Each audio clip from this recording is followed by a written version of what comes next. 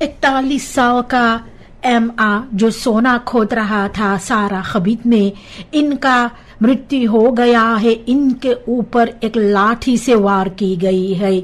29 साल का दादर MR इनका गिरफ्तारी हुआ है Goudzoekerskamp के एक कंपू में और इन्हें अफदेलिंग कपिताल दिलिक्तन के हवाले कर दी गई है। वजह क्या है ये दौदलका अनफाल का, ये अभी तक मालूम नहीं हुआ है। सिपाही खोजबीन जारी किए हैं। सनीचर मई के 24 तारीख को RBTP 3 फरदख्तन को गिरफ्तार किया है कोकोबिया कोवेख में। इन लोगों का खरैस टोयोटा फिट्स में सिपाही को ड्रग्स और बड़ा तादाद में पैसा मिला है SRD और US डॉलर में। ये आदमियों जिनका उम्र 22 से लेकर 24 साल का है, इन लोगों को जेल में डाल दी गई है ओपनबार मिनिस्टेरी के साथ ओवरलैप करने के बाद। ये ड्रग्स और पैसे को बसलाख में ले लिया गया है। नारकोटिका ब्रिगाद आगे के खोजबीन जारी किए हैं। संतोखी ने 40,784 स्टेमन के साथ में एब्सोल्यूट टॉप प्रेस्टासी जो पेश किया है FHP के लिए। इनका फोर्स प्रॉन्ग जो बाकी कैंडिडेटन पर वो इंद्रिकवेक्कन था, लेकिन जो अर्चलाख है उसके साथ में भी पैनलक कॉन्ट्रास्टन सामने आया है, जहां पर कुछ कैंडिडेटन को सिर्फ हजारों के तादाद में स्टेम मिला है और भी कुछ है जिन्हें 20 से कम मिला है। पार्टी को मालूम था किस तरह से अख्तरबान को मोबिलिसेट किया जाए, लेकिन क्रिटिस होना चाहिए जो अंदरलिंग क्लोफ है और किस तरह से सभी कैंडिडेटन को एक मजबूत पोजीशन दिया जाए। 36,025 स्टेमन के साथ में येनिफर सिमन्स पार्टी खनौतन से आगे निकल गया है, जहां पर अधीन भी फोर्स स्कोर किया है तो जो बाकी है वो पीछे रह गए हैं। कुछ लोग 50 स्टेम से कम पाए हैं।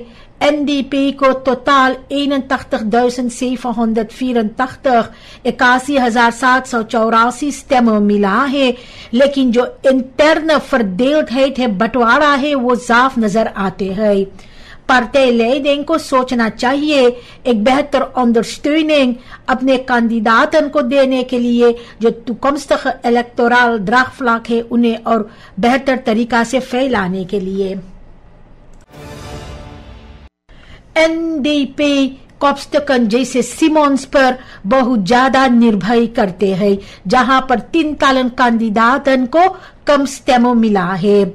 ये जो अंखलेक है थे इस पर ये सामने आते हैं जो खबरें है इंटरन फर्न्यूइंग का और एफन विख्तख कंपानियों अंडरस्टैंडिंग का।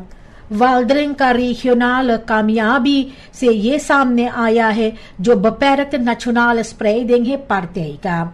बगैर koerswijziging तो ये पार्टी kwetsbaar रहेगा। इन्वेस्टेरन इन कैंडिडेटन अख्तरबान और जो इनहोudelijke profiel ये क्रूसियल है रेलेवेंट रहने के लिए और ना कि फरफाल हो जाए एक persoonsgebonden beweging में बगैर स्ट्रक्चरल basis। आबोब का अर्चलाक से ये पता चला है जो डोमिनेंट पोजीशन है रोनी ब्रुन्सविक का 16,203 स्टेमों के साथ में यह करीबन 60% जो पाए हैं, जहां पर टॉप कैंडिडेटन को बहुत कामयाबी नहीं मिला है, फिर भी कोशिश किए हैं और बहुत सी जो है 30 स्टेमों से कम बहाव किए हैं।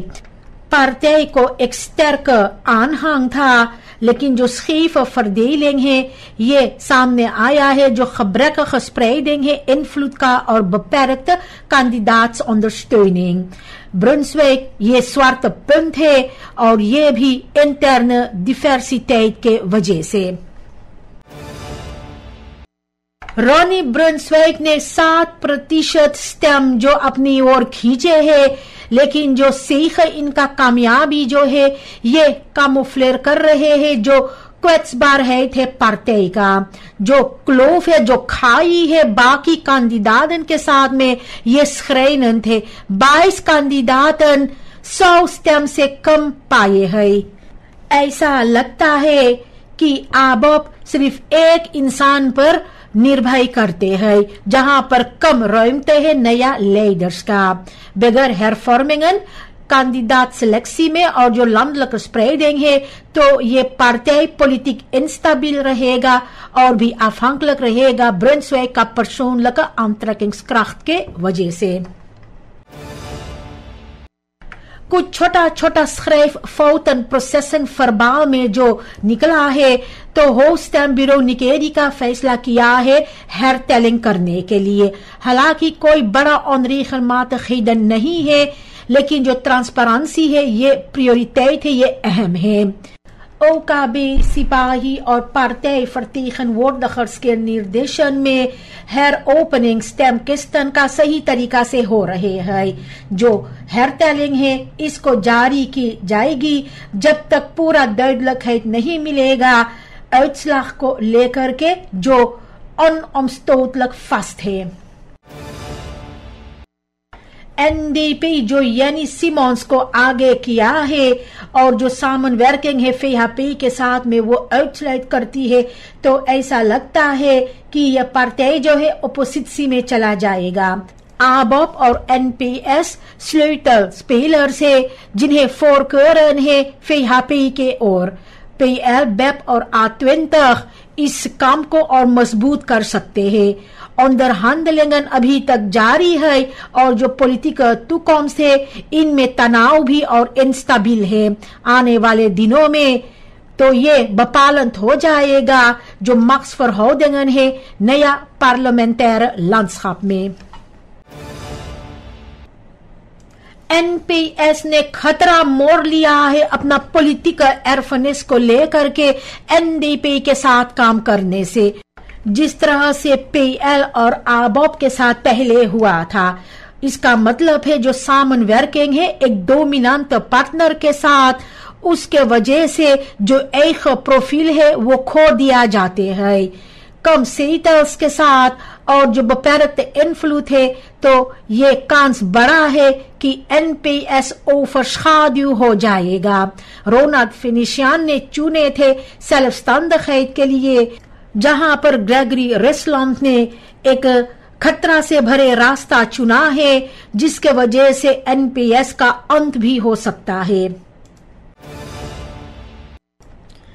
वेब पेलिंग के जरिए ये सामने आया है जो duidelijke voorkeur है VHP के लिए NPS, PL, BEP और A20। ये ठीक है 25% स्टेमों के लिए। बाकी sterke combinaties है VHP, NPS, PL 19%, NDP, PL, BEP, A20 17%। कोई भी कोalitie meerderheid नहीं पाए है। 707 स्टेमों से ये सामने आया है कि जो पॉलिटिकल फोरकरन सूरीनाम में है ये बटा ही रहेगा। BEP तैयार है बात करने को एक नया कोalitie के बारे में। लेस्ट्रा का रोनी असाबिना मुमकिन है वो एक ही सेटल पार्टी के लिए नेशनल असेंबली में बसेत करेगा। वोटफूडर एतखादिकान कहता है कि इनफॉर्मल कांटेक्ट हुआ है बाकी पार्टियों के साथ में। BEP का बस्तूर जो है बात करते हैं इन दिनों ऑप्सिस को लेकर के। दिकान कहता है जो एक ही सेटल है उसको आप onderschat ना करें क्योंकि ये कीमती है onderhandelingen के दौरान। जेम हॉक का ये मानना है कि सूरीनाम ने मौका गवा दिया है ऑप्सू के हार जाने से। पालू का सभापति कहता है कि ऑप्सू जिनमें पालू भी शामिल है ये फर्क कर सकता था जनता के लिए। कोई सेटल नहीं मिला है इसका मतलब यह है कहता है हॉक कि ऑप्सू के लिए ये नीदरलाग नहीं है लेकिन देश के लिए खुद। वो कहता है VHP अपना भरोसा खो दिया है और ये भी कहा है कि ये तो समझने की बात है कि NDP ने afstand ले लिया है अपना मिसलुक्त रखेर पीरियड से। Verkiezingsvoorzitter Ricardo Bolla ने कहा है, वो स्वीकार किया है कि कुछ गलतियां हुआ है मई के 25 तारीख के चुनाव के दौरान, लेकिन भी कहता है कि इसे ठीक किया जा रहे है। OKB के निर्देशन में एडमिनिस्ट्रेटिव फौतन ऑब्सकोन की जाती है और स्टेमgegevens इनफूर की जाती है यूनिवर्सिटेitsstudenten के मदद से। टैबलेट्स को हर एक जहां पर सही तरीका से काम में नहीं लाई गई है स्टेम ब्यूरो लेदन के जरिए, लेकिन इसको वेरीफायर किया जा रहा है प्रोसेसन फरबाओ के जरिए। फ्रॉड uitgesloten है, कहता है भोला, और ये प्रोसेस जल्द से ट्रांसपेरेंट अफ्रॉन्ट की जाएगी। NDP का वोट फूडर रिकार्डो पंका ने कहा है कि जो पार्टी है वो सामनwerking नहीं खोजेगा PHP के पास। हालांकि स्पेकुलेशन से लेकिन बातचीत नहीं हुआ है दोनों पार्टियों के बीच में। नादृक है जो टेलिंग है Diana Seitels का। पंका कहता है कोई जानकारी उनके नहीं है जो कॉन्टैक्टन है पार्टियां जैसे ABOP के साथ में। regeringsvorming के लिए 26 सीटों की जरूरत है, एक प्रेसिडेंशियल मेयरदरheid के लिए 34। ये हाल बार है या नहीं, ये अभी तक अनजिक्र है। नासिर एस का कहता है जो इंटरनेशनल वारनेमर्स थे ये सब पॉजिटिव है सूरीनाम से वर्किंग्स प्रोसेस को लेकर।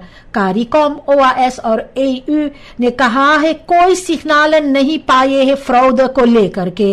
एसका भी जो खरुख्तन थे बर्तलान से इन मैंगिंग का, इसको भी अनक्राह किया है और कहा है कि ट्रांसपेरेंसी सेंट्रल था।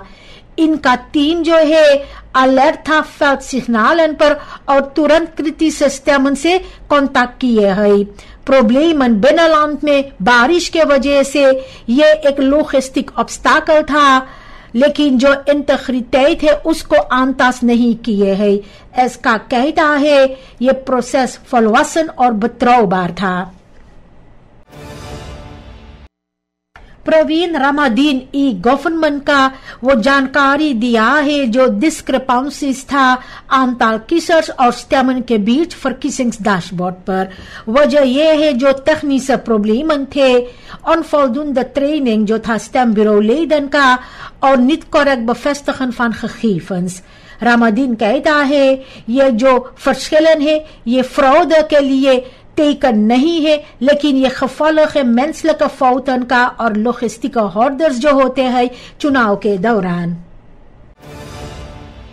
डोरिन ने अपना मायूसी पेश किया है क्योंकि 37% से ज्यादा लोग जो स्टेम gerechtigden थे वो सब नहीं गए हैं स्टेम करने को। हर एक बदलाव चाहते हैं, लेकिन अगर आप स्टेम नहीं करेंगे तो वो मौका भी आप गवा देंगे, कहती है। डोरिन उम्मीद कर रही थी नया कृति से चेहरा देखने के लिए पार्लियामेंट में। बदलाव आप ला सकते हैं शामिल होने से। हालांकि लाख opkomst था sommige इलाकाओं में, लेकिन वो होपफुल है और उम्मीद करती है कि जो uiteindelijke uitslag है उसके साथ में सूरीनाम को एक कोर्स मिलेगा जो आगे बढ़ने के लिए मदद करेगा। मई की 27 तारीख को डायरेक्टर buitenlandse zaken का मरियम मैकिंटोश जापान की सरकार के ओर से 200 बुकन ओवरhandig किया है सूरीनाम डिप्लोमाten इंस्टीट्यूट को। ये जो स्कैंकिंग है हिस्सा है रीत जापान प्रोजेक्ट का जो जानकारी बढ़ाते हैं जापान के बारे में डोमेन जैसे इतिहास, इकोनॉमी और कुंस्ट को लेकर के। ये बुकन जो है डिप्लोमाटन, स्टूडेंटन और onderzoekers के लिए है। लिटरेचर बिलातरल रिलेशंस को मजबूत करते हैं, कहती है मैकिंटोश। सूरीनाम और जापान के बीच में 50 सालों से डिप्लोमेटिक betrekkingen है।